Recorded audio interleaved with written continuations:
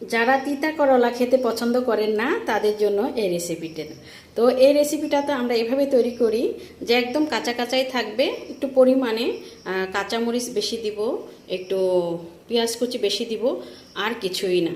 একদম এরকম সবুজ সবুজের যেন থাকে সেভাবে না, কাঁচা কাঁচা উস্তা ভাজি।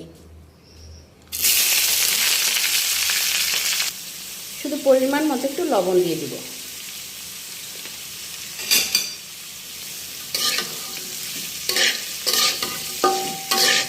ঠিক এরকম সবুজ সবুজই থাকবে।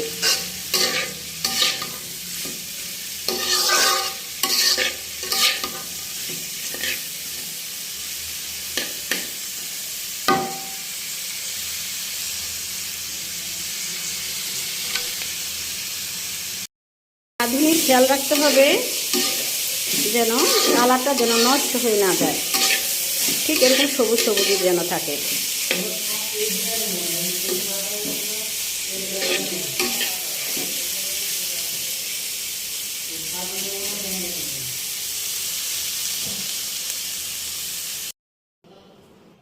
খুব সহজে একদম অল্প সময়ের মধ্যে আমরা এই রেসিপিটা করতে পারি, আর এটা গরম ভাতে খেতে কিন্তু অসম্ভব মজা লাগে, আর খুব সহজলভ্য একটা আইটেম, কিন্তু খেতে কিন্তু আর একদম তিতা করলা তিতা লাগে না, বরঞ্চ মিষ্টি মিষ্টি লাগে।